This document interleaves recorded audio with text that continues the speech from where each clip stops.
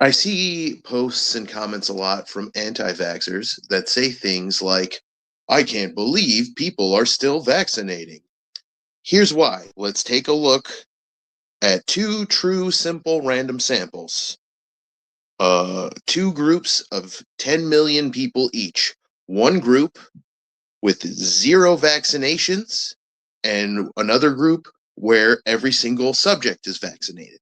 So in the group where literally none of them are vaccinated, because before the vaccine existed, 95 to 99% of people got infected with measles. We can assume that pretty much the entire 10 million sample of unvaccinated people are going to get measles. Of that 10 million, whereas in the vaccinated group, maybe 3 or 4 of them will get it. Of the 10 million in the unvaccinated group who get the measles, or 9,999,000, whatever, close enough that it's basically just all 10 million. In that group, 9,800,000 of them will get a fever and or a rash. So 98% of them are going to get a fever and or a rash. Usually painful, usually a very high fever. It causes you fatigue. It wears you out because you're sweating out all your nutrients.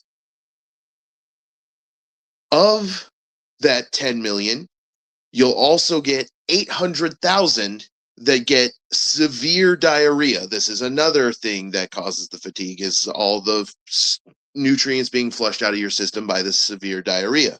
That can be dangerous. That can kill people. 700,000 of them will get a severe ear infection that can result in permanent hearing loss. People can be permanently deafened, never hear again because of measles. And I know people who have been deafened by measles. I know people who've been deafened by measles. One of my good friends, their older brother, was deafened by measles. 600,000 of them will get pneumonia, and that's the most deadly side effect. Around 12,000 of them will be killed just by the pneumonia alone.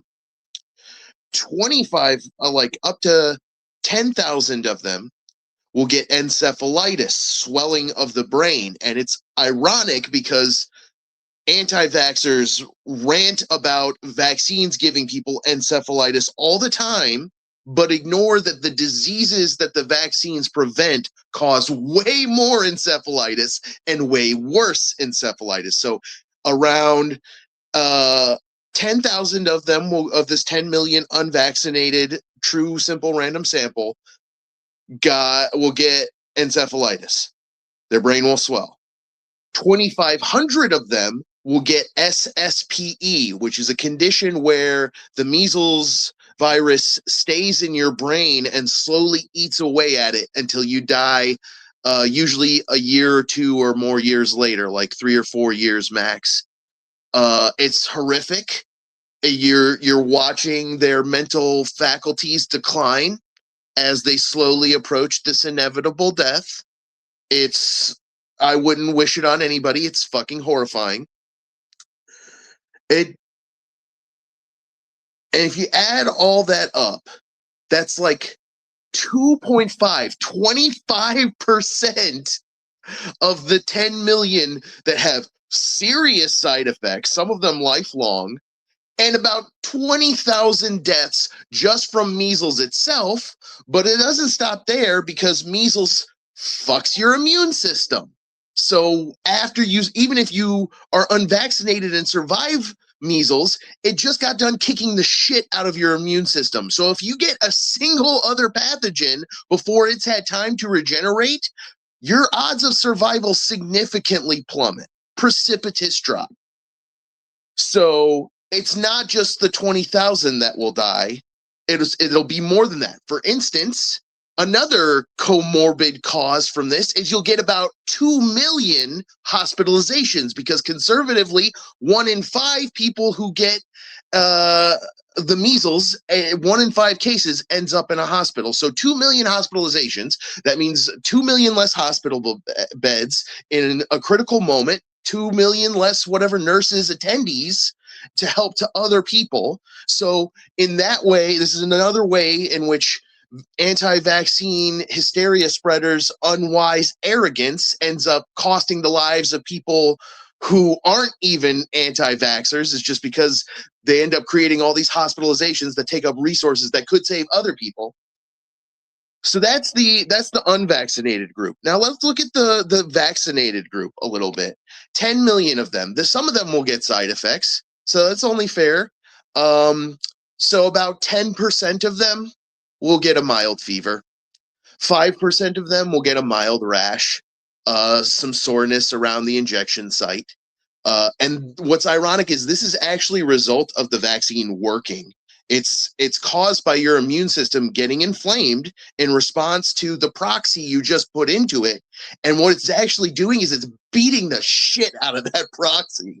It's fucking annihilating it because it's a weakened version. It's specifically designed for it to be easy for your immune system to kick the shit out of it. So it develops the antibodies more easily than a real infection would. It'll take 1 to 2 weeks in a real infection for your memory cells to start producing the antibodies that will protect your protect your body from these pathogens. In the vaccine, you're given a weakened version of it, so you end up with more memory cells than unvaccinated people. And so I'll make a video about that at another point, because that helps disprove the anti-vaxxer talking point of, oh, vaccinated children are always sick and my unvaccinated kids are always healthy. It's also bullshit. I'll make another video about that. But so in the vaccinated group, 10% get a mild fever, 5% get a mild rash. It's actually a result of your immune system working properly and beating the shit out of a proxy so that it helps it prepare to fight the real thing.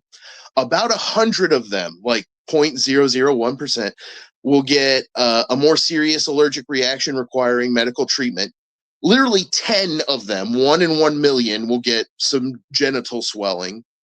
And about 1 in a million will get some brain swelling, some encephalitis. It's usually much less severe than the encephalitis you get in the case of the measles. So around 120 out of 10 million will get some kind of serious side effect, as opposed to the 2.5 million in the unvaccinated group. It's literally millions of times more dangerous to not get vaccinated than it is to get vaccinated in the case of the mumps, measles, rubella vaccine, which is one of the ones anti-vaxxers scream about the most. So I just feel like you need to understand statistics at least somewhat, and math a little bit, to understand why people are still vaccinating. And when you do, it's actually quite simple to understand, because literally it's millions of times more dangerous to not be vaccinated than it is to be vaccinated.